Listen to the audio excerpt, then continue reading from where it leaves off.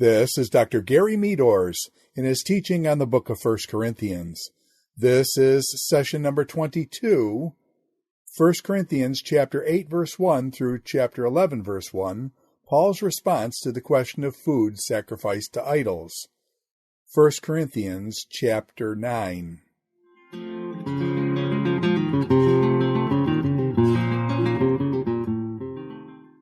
Well, welcome back to our conversation in regard to 1 Corinthians chapters 8 through 10. We're on page 121, and we want to continue this. We're right in the midst of this issue concerning chapter 8 and this biblical worldview question.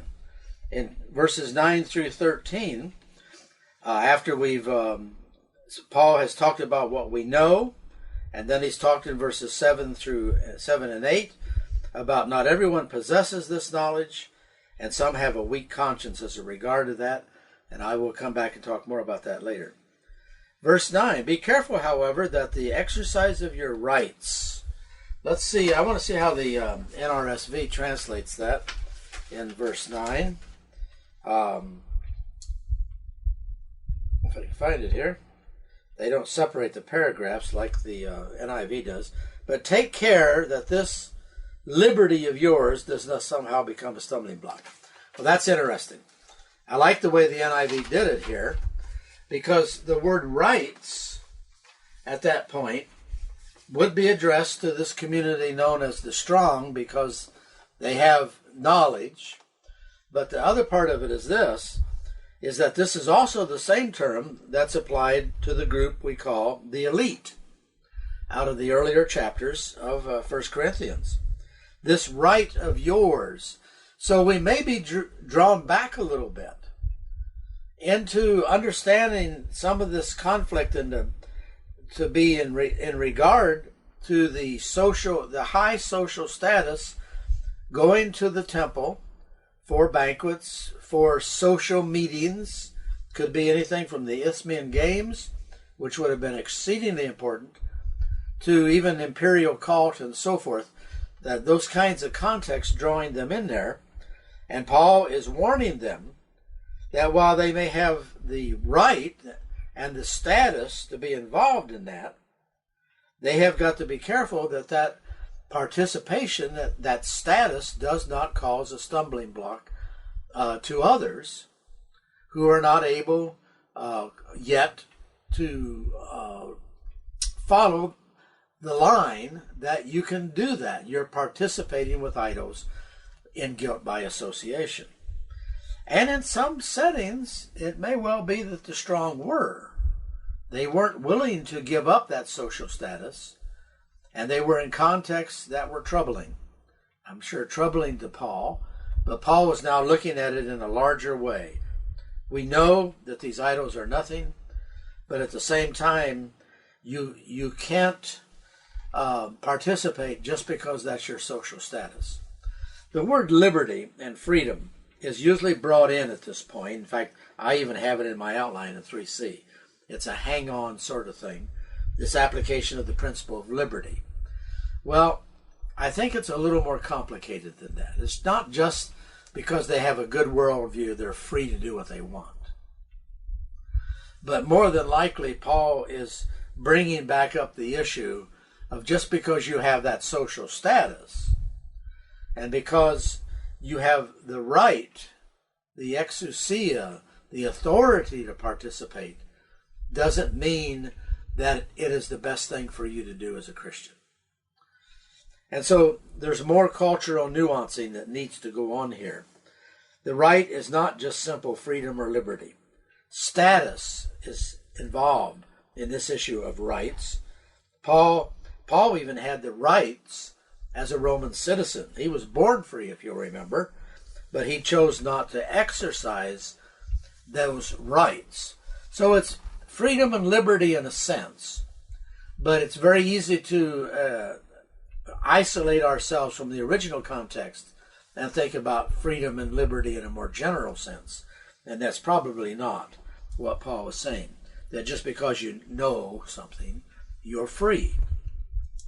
Knowledge actually brings you back to sacrifice your elitism for the good of the total community. For if someone with a weak conscience, now he's not applauding them, someone without knowledge, sees you with all your knowledge, eating in an idol's temple, and I think the assumption would be here perhaps in that social setting, business class sort of an approach to things, won't that person be emboldened to eat what is sacrificed to idols?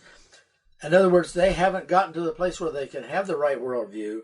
You're pushing them to a worldview they're not ready to assimilate. And so, therefore, you will destroy them because you will mess up the mechanism and the process of changing their minds. It would be like someone in that Christian Serviceman Center grabbing me by the nape of the neck and carrying me into the pool table and forcing a cue stick into my hand and say, "This game of pool is nothing. Break those billiard balls." Well, I wasn't ready for that. I would have felt like I was being asked to sin, because that's the context I knew pool and billiards in regard to. Well, these were the same way. So Paul was balancing knowledge and community to move the community forward in the right kind of ethic in relation to participation with idols. But that social elitism and everything that was attached to that, their entire world of power, of money, of prestige, of honor was being threatened because they have all of a sudden found themselves in a situation where they can't be the way it used to be and be faithful to God. Because monotheism, anti-idolatry, is a major, major theme in the early Christian preaching. So you could destroy the weaker brother by making them do something against their conscience. And you wound their weak conscience. You sin against Christ by doing that.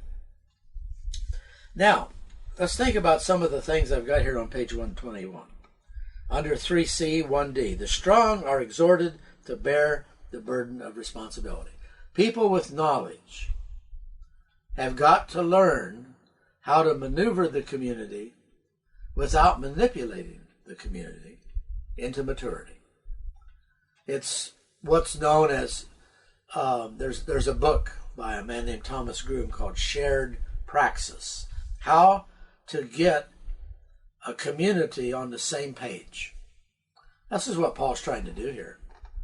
He's trying to get that Corinthian community educated so that they can think the same. It all starts here. He's working on their transformation. Some have moved quicker. Maybe they had a selfish reason to do that.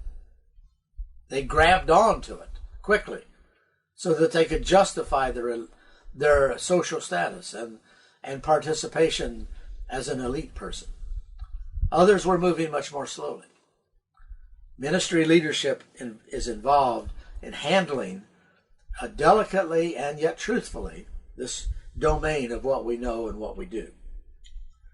The problem of failure in this areas are delineated. For the weak, their failure is captured under the statement of conscience. Now, I'm going to do a whole lecture on conscience. Probably be 3 lectures in 1 Corinthians 8 through 10. And the third one will be, like in chapter 7, an excursus on the issue of conscience. So I'm going to say some things here that I can't build you up to, but I will later. Conscience. What is a conscience? A conscience is a witness. Underline that term, highlight that term. That's what conscience is. Conscience is not an outside thing. It's internal to you. It's God created. It's your capacity for self-reflection. And conscience becomes a witness to the norms and values that you recognize and apply. I've used that definition a long time. I think that has connections back to F.F. Bruce and his treatment of conscience many, many years ago. I don't have it in quotes here, but I've adapted it and used it so constantly that I probably, I might have some of his words here, so I want to give him credit for that. Conscience is a witness. Conscience is not an entity in and of itself. It's an aspect of the created capacity for self-reflection. A witness, not a judge. Don't ever think the conscience is a judge. No, it's a witness. It's a witness to something. It's a witness to the norms and the values that we recognize and apply. You might think of it, let's go back to our head again, our little model, our head model. And we've got data coming in and data being signified, and we have meaning stated over here, according to the grid that exists here. Okay? Well, how does conscience fit in relation to this grid? The grid is your worldview and values. It's that which you have worked out and you recognize and apply. A lot of people haven't worked them out. You don't think about them, but you still have them. Everybody's got a worldview. Everybody has a value set, whether it's good or bad. Christians are to be transformed by the renewing of their mind, means we've got to get engaged with our worldview and our values. That's the grid through which we run data to give meaning. Well, where does conscience fit in this? Conscience is like a bunch of little policemen in there. When the data comes in, if you try to kick out a meaning that the worldview and value system doesn't like, you're going to feel pain. You're going to feel, no, that's not the way I really think. If you're pressed to do something you don't want to do, say you're in a job situation and you're a supervisor, and your upper supervisor says, do it this way, and you say no, that abuses that person, and they say, you're going to do it or you're going to get fired. All of a sudden, you've got a value conflict because your conscience, not your knowledge, your conscience is witnessing to your knowledge and your values, saying, this is not the way you operate. Then you've got to stop and say, do I operate correctly or not correctly? Let's think about my illustration of playing pool, playing billiards. All right? I developed a worldview with my uncles about what pool was. It's a place to gamble, a place to drink, a place to carouse. It was bad. When I became a Christian, I immediately understood. Don't ask me why, but I immediately understood that the pool hall wasn't the place where a Christian should live and should have activity in what I knew about pool halls. All right, so I go to a Christian Servicemen Center, and they've got pool tables. And I come to them with a worldview and values grid that the data of pool billiards is a no-no. I had given it that meaning. All right? Well, but I went through an educational process where I came to understand better that it's not the pool table, it's the context in which it occurs. And that now I've got that same thing in a new context. I can't transport the old context into that. And while it bothered me, in other words, my conscience kept probing me about that pool table in the Servicemen Center, because that was my worldview and value system. It's bad. But as I educated my worldviews and value system, didn't educate the conscience. Conscience is a mechanism. I've educated my worldview and value system, the way I think. And when I got to the point where I had absorbed and I own this new understanding, guess what? My conscience didn't bother me anymore. Now, there's a good and bad to that. Paul says you can cauterize your conscience. That means you can teach your worldview and values to be so bad that you accept they're true. And then your conscience doesn't bother you, because the conscience is linked and is a servant of your worldview and your values. It is not an entity in itself. So if you say, let conscience be your guide, you've said something that's not appropriate. Let worldview and values be your guide. Conscience will remind you if you are keeping your worldview and values. But when you go through re-education, which is what conversion is a huge re-education. When you go through that, you've got tension with your conscience. Why? Because your conscience knows the old system. You haven't yet owned the new system. But when you make the transition and own the new system, your conscience won't bother you anymore. Why? Because conscience adjusts to your worldview and your values. That's why Paul could kill Christians and feel good about it. Why? Because his worldview and values saw the church as a threat to Judaism. But when he was saved on the Damascus Road, was converted, and changed his mind, he could no longer kill Christians. He could no longer persecute the church. Why? Because he changed his mind. And now the conscience is saying, don't do that. Before, the conscience didn't say, it's not bad. You go ahead and do that. Why? Because his worldview and values said the church is a threat. But when the church ceased to be a threat, the conscience didn't say. The conscience said, you can't do that anymore. So the conscience goes with the worldview and the values. But in a human being, it takes some time for all this stuff to adjust. In transition and in process. And that's what's going on here. The strong had made a big leap, pretty quick probably. Why? Well, they were motivated to do so. They were the elite. They were the social status. So idols or nothing was advantageous to them. So they could go to their business meetings. They could be part of the banquets. They could be part of the social structure in a powerful and profitable way. But some of the others in that community hadn't been able to make the transition about those idols. And so therefore they were bothered by the behavior of the elite, and they didn't want anything to do with it, or they were tempted to make a jump before their mind changed, before their worldview and values was adjusted. Now you've got real problems, because in a sense God created the mind the way it is, the conscience the way it is, and it's through the process of being transformed by the renewing of your mind that you adjust and make the transition. But it's a process, and conscience doesn't come along immediately. But the reason that it says their conscience is weak is because those individuals who had not been able to own that idols are nothing. And they were right in some ways about the elite. The elite were pressing the envelope. And they were right in some ways, but they still hadn't owned the issue of the idols are nothing. If they had, they could stop and say, idols are nothing, but you're still wrong for this reason. It would have been a completely different conversation.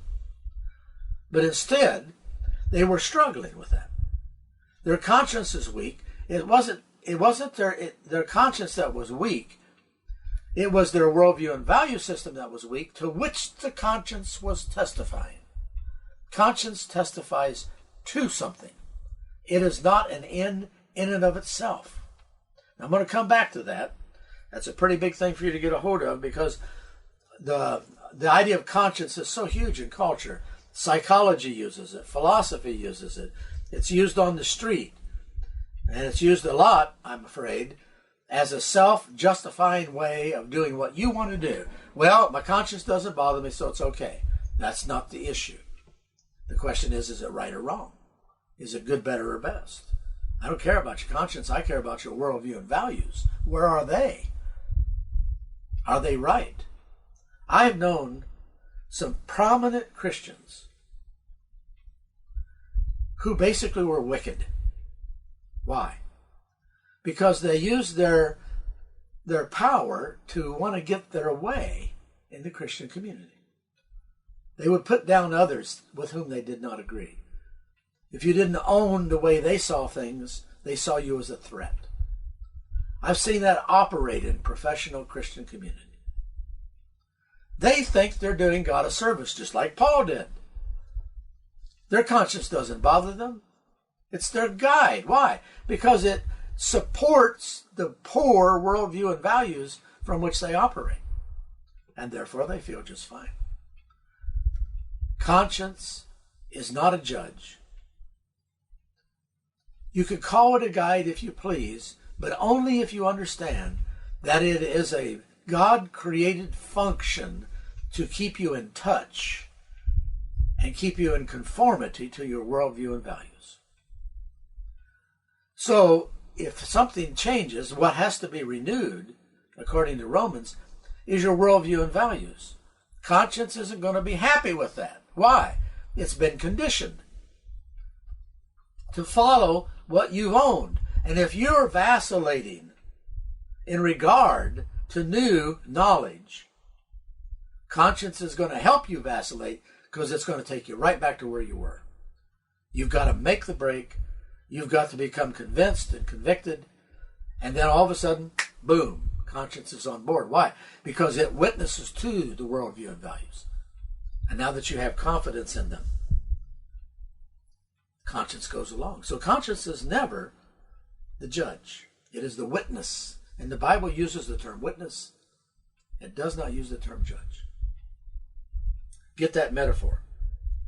They're emboldened, acting without a changed perceptual set, is what Paul means in verses 9 to 13. They're emboldened to actions that they shouldn't do. Why shouldn't they do them? Not because they're wrong, but because they aren't ready to handle it. That's the whole point. They're not ready to handle it. This term actually means edify or build up. In 8:1, love builds up.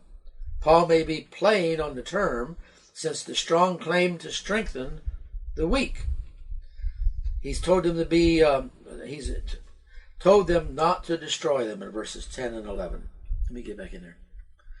For if someone with a weak conscience, and what is a weak conscience? A conscience that's still living by an old worldview, sees you with all your knowledge, eating in an idol's temple, won't that person be emboldened to eat what is sacrificed to idols?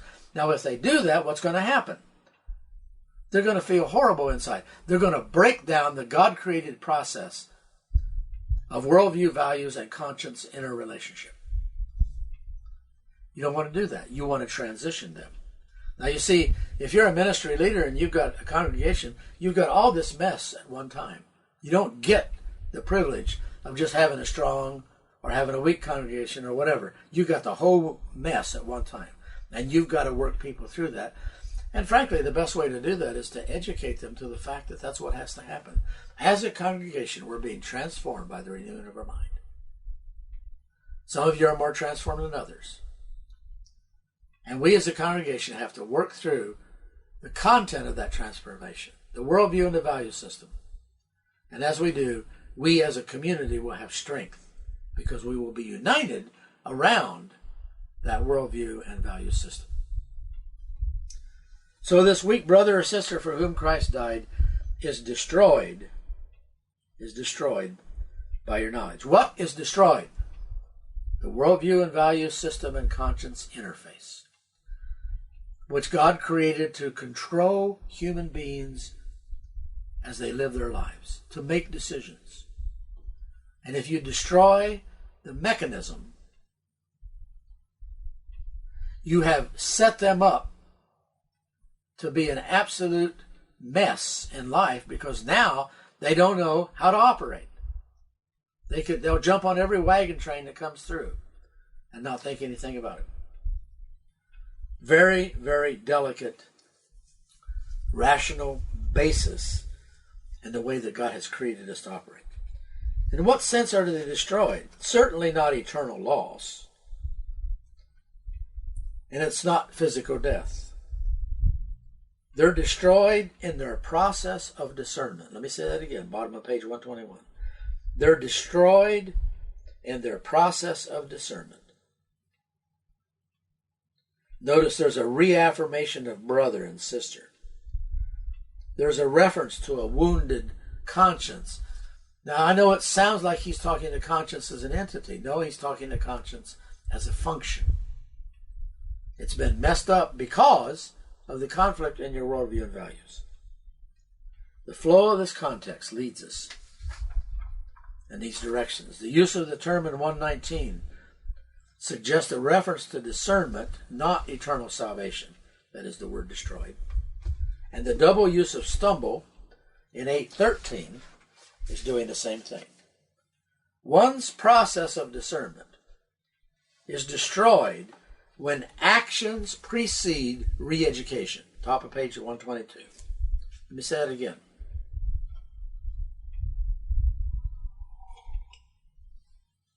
One's process of discernment is destroyed when actions precede re-education. And in Corinth, there was a major problem with knowledge and non-knowledge, and with those who had knowledge not being sensitive to the community. Paul came in and supported their knowledge, but chided them in relation to flirting with destroying the community, even by doing something that's okay. You've got to bring everybody along. For the strong, verse 13 is pretty strong, isn't it? You sin against Christ. You transgress the community. Therefore, if what I eat is causing my brother or sister to fall into sin, and what is their sin? Their sin is to violate their worldview and values, which their conscience is going to bother them about, and they squelch instead of understand, and as a result, you have destroyed the God-given process of how to understand your world, how to go through transitional changes in worldview and values, and be okay. What an amazing portrayal of how the inner person operates that Paul is going through here. Paul's conclusion is striking, to say the least, in verse 13. Now, the alternate view, they introduce the issue of idol food. They refute the practice because of its danger to fellow Christians, which we just saw. Paul's own example in chapter 9 that we're going to look at. The refutation of their practice from the negative example, which the traditional view would do. The refutation of their practice from the example of the Lord's Supper, later on in chapter 10. And then the practical advice for dealing. So the big point between these two views is really where we've just been. In chapter 8, particularly, verses, all of chapter 8 as far as I'm concerned, particularly 4 through 13, but the whole chapter. That's really where it rests. I think if you were to read the alternate, you would hear a lot of the voice that I'm saying, and that the traditional view says. It's just that nuance of the motivation behind it and the question of the legitimacy or not legitimacy of making weak a literary method here. It doesn't read like a literary method to me. And yet at the same time, I respect the people who hold that view. So for the time being, I'm taking the traditional academic view, and we'll continue that way in chapter 9. So we've talked about the issue of this idol meat and what it meant in Roman Corinth. You've got the temples everywhere. I mean everywhere. If you read Pausanias and his trip through Corinth and the description of Corinth, even maybe 100 years later, it's still there. Probably not been built up too much because Rome was at its peak during the first century. And so he walks through and there's idols just like in Athens. They're everywhere. It's part of the fabric of their culture. And then you've got the community centers, the temples. And then you've got the social status and banquets that are specifically for idols. Well, that's bad. Chapter 10 will bring the changes on that. But you've got other issues going on with the community, with the meat market and so forth. that they have to work with, particularly since Rome had pulled back on concessions to the Jews in terms of kosher meat in the meat market. That's a piece of the background that probably helps us to understand that they were thrown into a mix here, where all of a sudden their whole source for meat in their daily parlance is not available to them as it might have been available before. Now Paul's got to deal with that and deal with the abuse and deal with the lack of knowledge. Paul doesn't accommodate either side in this discussion. He rings the changes on both of them. Now, so chapter 9, apostolic rights, liberty, and community ethics. Now, there's some interesting things in this chapter. We talked about rights in 8-9 as having most likely a reflection back to the elite. But now we're going to see, I think, a little change in the nomenclature, or to some extent, maybe Paul is teasing some things out here. You remember, he's a freeborn Roman citizen. He has rights. He used them in the book of Acts on occasion. Chose not to use them on other occasions. He's different than many of these people. A freeborn man.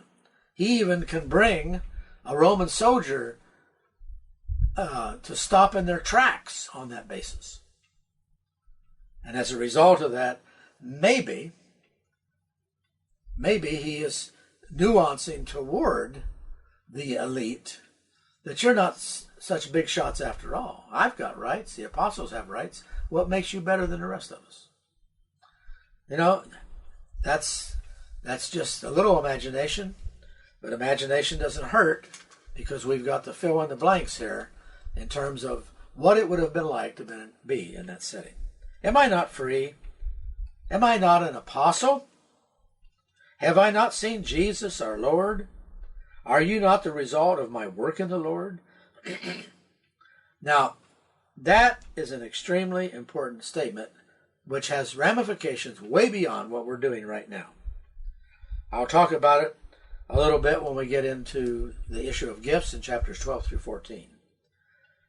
But what Paul alliterates here is his proofs to apostleship. He's seen the Lord. That was an expectation to be one of the special apostles. There were all kinds of apostles in the first century. It just means messenger. There are people described as apostles all over the place. But there is a special group. We refer to them as the 12. Then Judas is gone. Matthias comes in. Paul is called an apostle born out of due time. Some interesting things in chapter 15 we'll see. But Paul is putting the pedal to the metal in 9:1 and putting on record that, hey, I'm elite. I'm an apostle. How do I handle this world? Even though I may not be an apostle to others, I certainly am to you. For you are the seal of my apostleship in the Lord, taking credit for the foundations of this Corinthian church. Apostolic rights. And it could be a play on words. It could be a transition into Paul's options that he has. And yet it is a right. So I think there's a bit of a play. Is Paul really arguing for rights to be set aside in 1 Corinthians 8 when he follows up with an argument for the exercise of apostolic rights in 9? Yet his reflection is twofold. Rights are rights, and only an informed setting aside is valid. Not a setting aside for setting aside's sake. We could say it this way. The elite had rights that we're going to live with, and it's okay, as long as they handle those rights correctly. Paul says, I got rights, and my rights are going to be handled in this way. So this is an interesting dynamic that on the face of the page is hard for us to get into. How do we transport ourselves back and watch this from our seat in Corinth in the first century? not quite as easy. When one reads 1 Corinthians 8 to 11, the question of just how does chapter 9 fit between two chapters that are clearly dealing with the meat offered to idols issue. You know, you got meat offered to idols, boom, here comes chapter 9 and part of chapter 10, and then boom, we're back to meat offered to idols. Well, this is an afterthought. He's not chasing rabbits and forgetting what he's talking about. This is all integral to the whole argument. We just have to ask how and why. The traditional view of strong versus weak, and the view that Paul had actually taught the Corinthians not to participate in any way with known idol meat, both explain the content of chapter 9 the same from what I've been able to tell. The issue is how the content of chapter 9 fits the thesis of each view. And, of course, the lens will do that. For the traditional view, Paul's restriction of apostolic rights is a nice illustration of a strong person, even perhaps a privileged social status person, practicing self-sacrifice for the sake of the community. For the alternate view, Paul's restriction is actually a continuation of his argument to restrict one's rights. I've told you to restrict them. I've restricted them. Get on board. So it's a very modest nuance here. Important to some. You've got to remember that in biblical scholarship, when there's nothing new under the sun, individual treatment is what gives a person status, if you please, and presence in the guild. So coming up with another idea to explain something is important to scholars. It gets to be a challenge, and many views don't last. This one hasn't been around long enough to answer that question. It's got some good points, so I would rather see a synthesis of these two rather than an isolation of the two. Now, they might not think that's possible.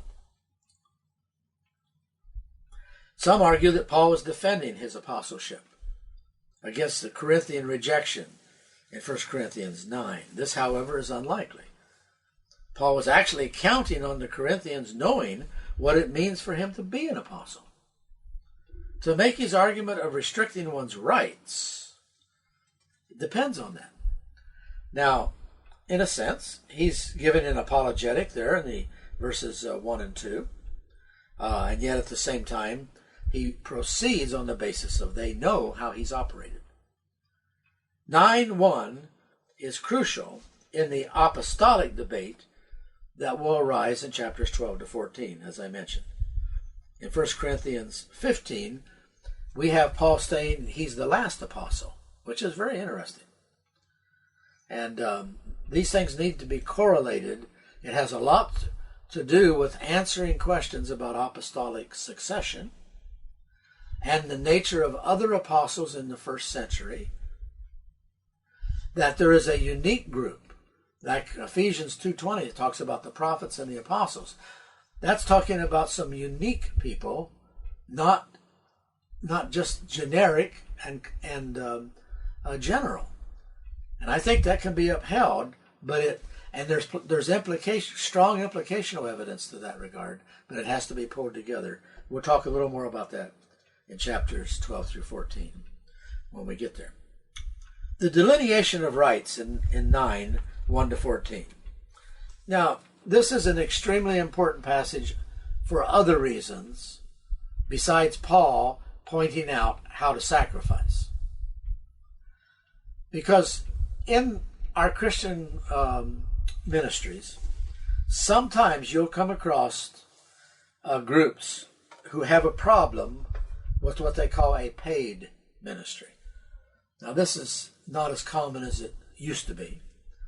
But as I came up through the ranks, I was in churches from time to time who had a problem with a paid ministry because they thought you were supposed to do it out of your own pocketbook and the goodness of your heart.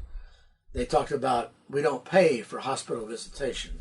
I was in a church, it was about 50 to 80 miles to one hospital, 50 miles to another hospital, 30 miles to another hospital. Okay, you're not going to pay mileage to help me here? I'm a poor student. How do you deal with that? So there has been in some Christian traditions a negativism toward a paid ministry. And there are several places in the New Testament that undermine that mindset. And I think this is one of the great passages. So if you need help in that domain, you better read this one real close. But in context, it has to do with Paul illustrating how you deal with your rights. And it also has a lot to say about reward and non-reward in relation to how you fulfill your ministry. Now, reward and non-reward is more along the lines of God's judgment about how you've done. You'll notice this with me in 9:1. Well, we've already been there. 9:1 to 6, an initial series of rhetorical questions. Verse 3, this is my defense to those who sit in judgment on me. Don't we have the right? And there's our term, 9:4. Do we not have the exousia? That's the word for authority. It's a strong term. It's the same word used of the elite back in earlier chapters. Do we, that is, and by the way, here we have this apostolic community. Don't we, and someone might call it an editorial we or a courtesy we, but it's talking about that community. Don't we, as apostles, have the right to food and drink? Don't we have the right to take a believing wife? It's interesting that he said it that way. Were there apostles with unbelieving wives? Along with us, as do the other apostles. And the Lord's brother, and Cephas. Well, the Pope had one. That's too bad. Or is it only I and Barnabas who lack the right to not work for a living? I wonder, there are nuances here. Had they been criticizing Paul for being paid to do what he does? Why didn't they do it for the Lord?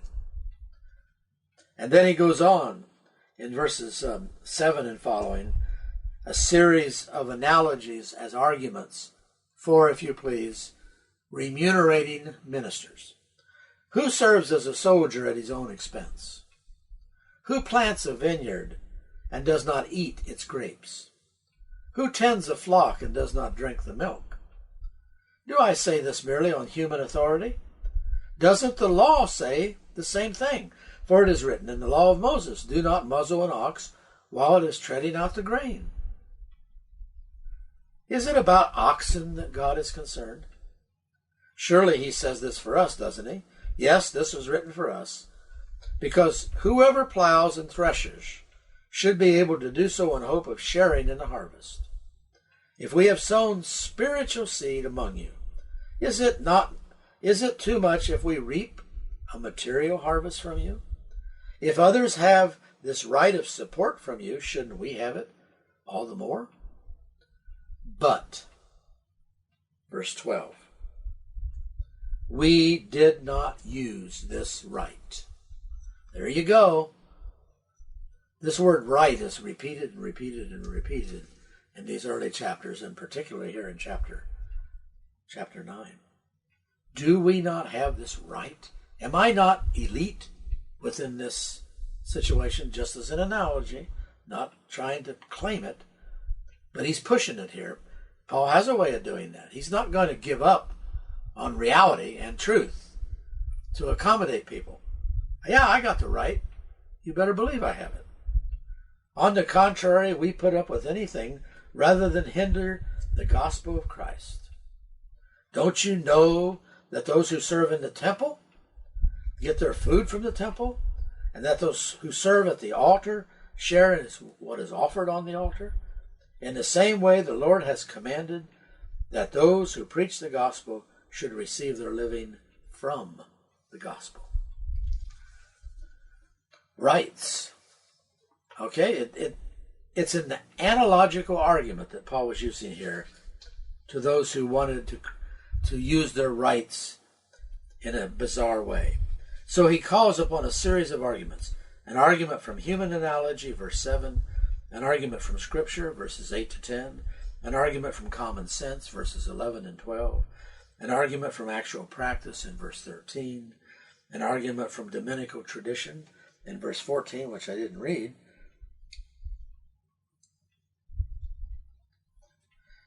Where is it? Get my eyes focused here.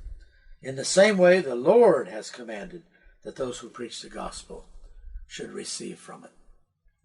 And that's in, I've given you the passages, Luke 10 and Matthew 10. Wow. So don't isolate this text from the context. It is an illustration to those who were trying to exercise their rights that having rights and exercise them are two different things. And I just love the next part of this because there's so much for us to get out of this. If you're a ministry leader, a Christian who is in professional ministry, I'm going to use that word, I like it, because it says there's a standard that you have to meet. So does the Bible say that. All right, now let's think about this. Sorry, turned my page too fast.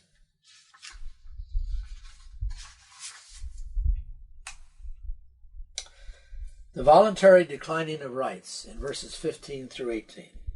Look at this. But I have not used any of these rights. This is kind of like narrative, and I can help you better almost by reading it and emphasizing things. It yields itself very well this way. Verse 15. I have not used any of these rights. I haven't exercised my status. And I am not writing this in the hope that you will do such things for me. In other words, I'm not trying to manipulate you. For I would rather die than allow anyone to deprive me of this boast. Now please underline this, because here comes a point that's going to come out. You think, is Paul allowed to brag a little bit? Well, on what basis? Well, here it comes. For when I preach the gospel, I cannot boast about that, since I am compelled to preach. Woe's me if I do not preach the gospel.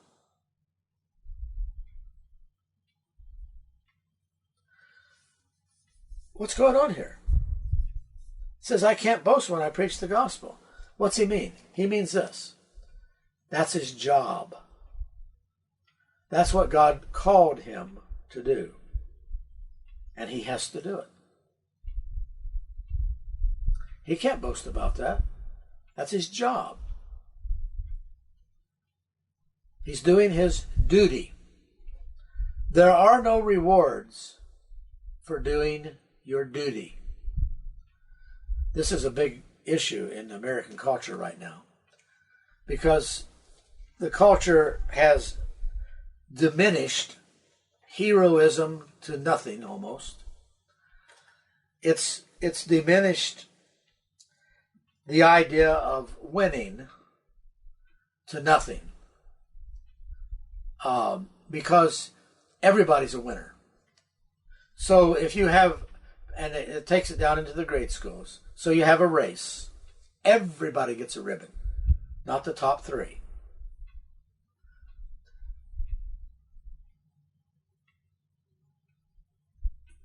And it's carried over into daily culture, so that many think that if they do their duty, they ought to get a big reward. No, you don't get a reward for doing your duty. You get what's stipulated. Because our culture has an inflated view of itself, has lost a sense of duty, and has gone to the point where just if they get up in the morning, they ought to get a reward. Well, Paul says, hey, I can't boast if I do what I'm supposed to do. If I want to boast, I've got to go beyond, as the military says it, above and beyond the call of duty. You don't get a medal for being at Normandy. Well, you get a ribbon. You get a medal for being a person who went above and beyond to make that beach landing successful, even to the point of your own life. What a horrible situation in life. In our Christian service, we don't get a medal just for being Christian, doing what we're supposed to do. You got to go above and beyond the call of duty before you get a reward. Notice what he says in the following, in verse 17. If I preach voluntarily, I wonder how the NRSV says that, because there's some nomenclature that's not ringing with me all of a sudden. For if I do this of my own will, I have a reward. But if not of my own will, I am entrusted with a commission. All right, well, that doesn't help, does it? NIV's done a better job. If I preach voluntarily, I have a reward. Okay, now the context is getting paid. Paul was saying, okay, if I do my duty, your duty is to pay me. Nobody gets any rewards. That's our duty.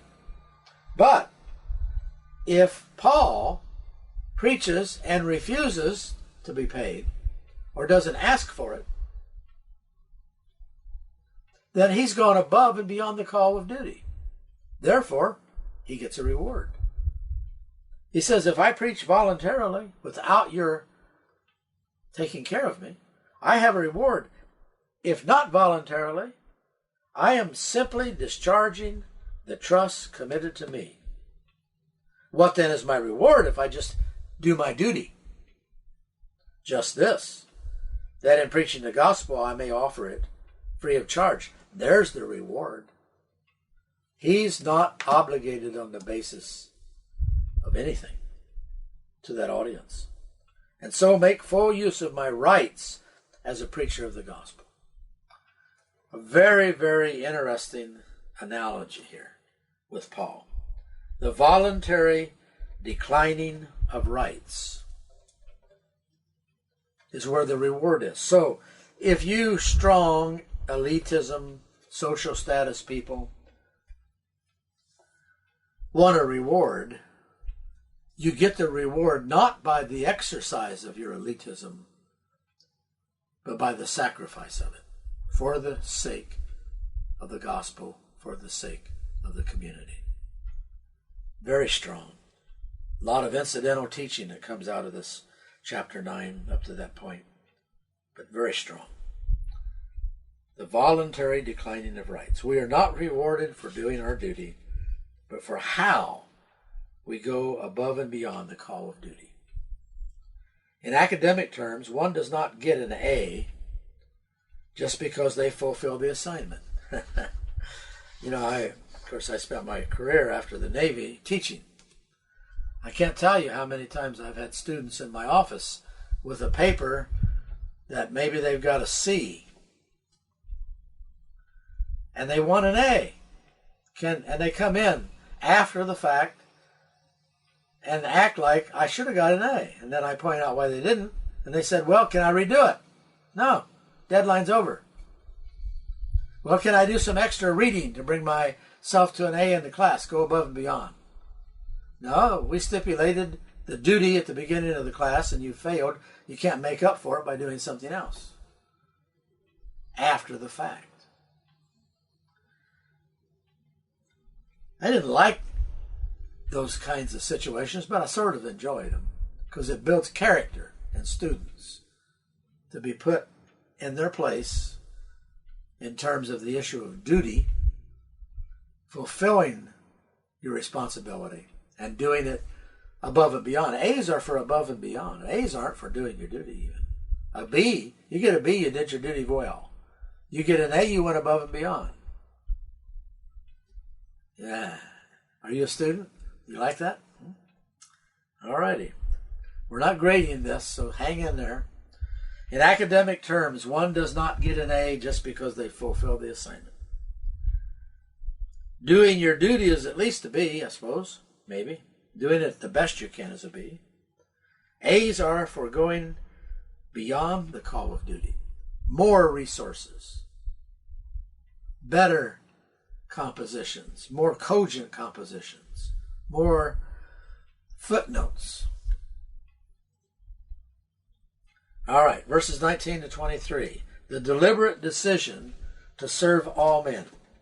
Though I am free and belong to no one, I have made myself a slave to everyone, to win as many people as possible. This is a follow-up variation on his denying his rights.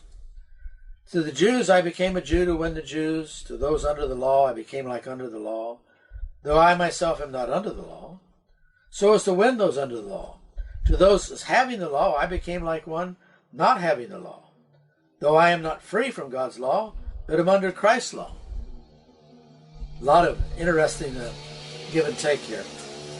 By the way, if you hear a little bit of noise, it's yard time in Florida, and so that's what's going on. To the weak I became weak, to win the weak. I have become all things to all people, so that by all possible means I might save some. I do all this for the sake of the gospel, that I may share in its blessings. Then he says in verses 24 and following, where he applies this principle. See, I kind of got ahead of myself. Let me back up just a little bit because of the reading and thinking about the law. And I don't suppose you can hear it all that much, but we're going to have to live with it. I forgot about it. All right, page 124. How does he apply this principle? Well, the Jews, the law to which Paul refers, is the Jewish law. Such law included 613 written precepts of the Pentateuch and perhaps the oral amplification by the Jewish elders later on. While Paul might observe the regulations of such law, he was quick to add that he did so voluntarily, not because he had any moral obligation to do so. He was not under that kind of law, but he was under the law of God. Paul's vow in Acts 21:23 is an interesting illustration. Some people don't know what to do with Paul shaving his head and taking a vow when he was on his way to Jerusalem. They almost act like Paul had backslidden. No, Paul was being cultural. He was doing something that was part of Jewish culture to show the seriousness of his commitment. It wasn't a demand by God, but it was an acceptable religious exercise that Paul was using to identify with his Jewish auditors and to try to forward the gospel of Christ. On the other hand, the moral law of God abides, especially as summarized in the law, to love God and neighbor. The Gentiles in 9:21.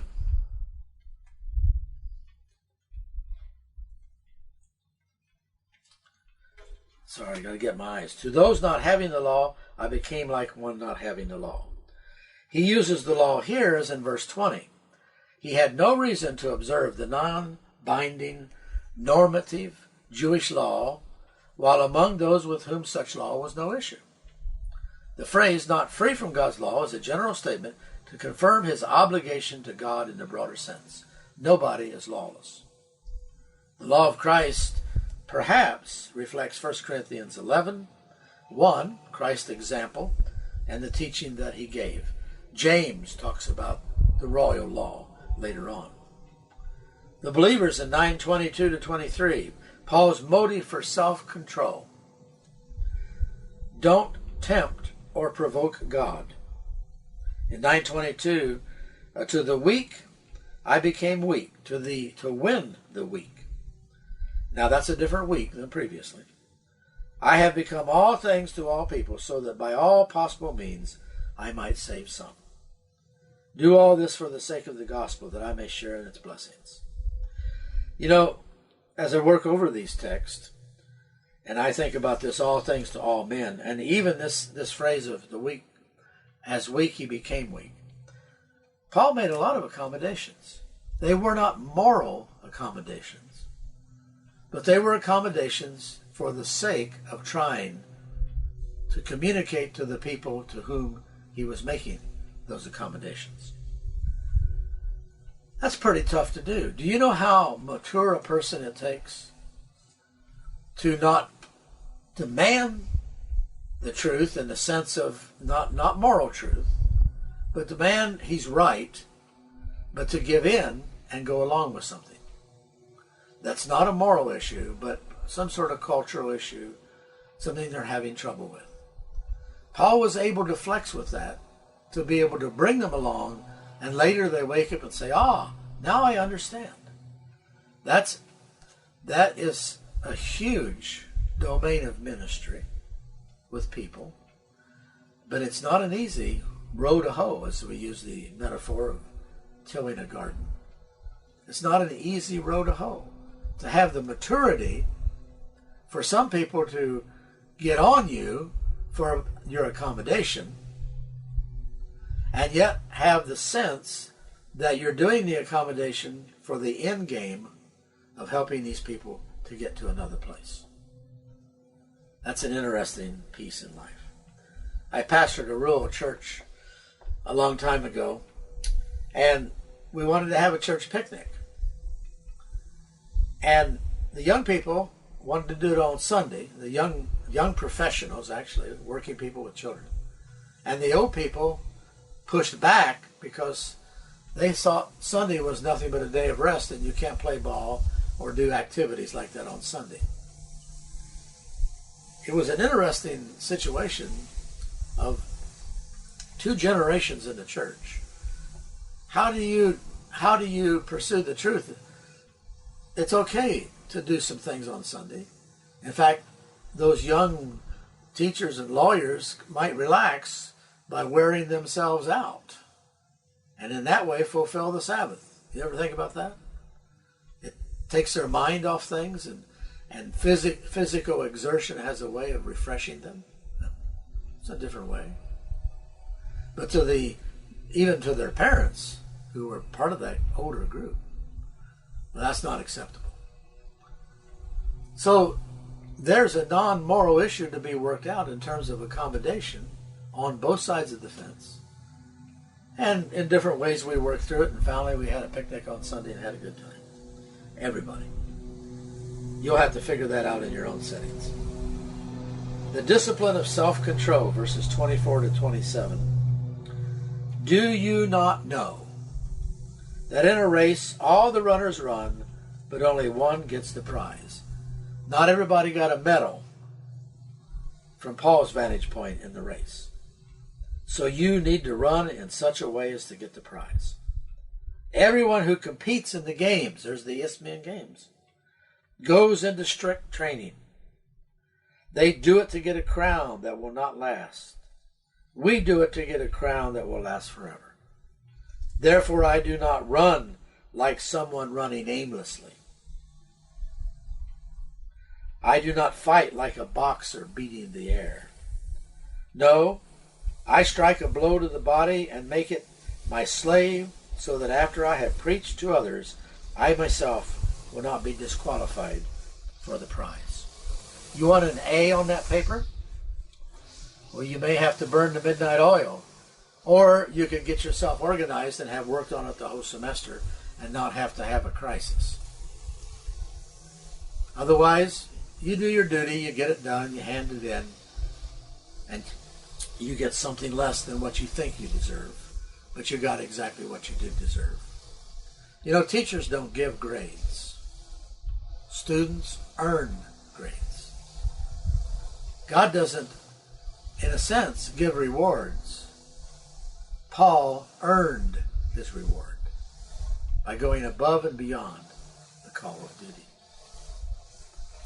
Well, as if that's not enough, he moves us into chapter 10.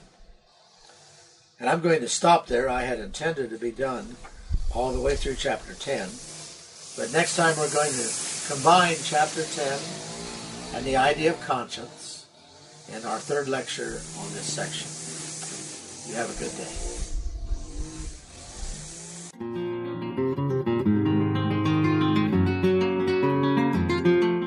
This is Dr. Gary Meadors in his teaching on the book of 1 Corinthians.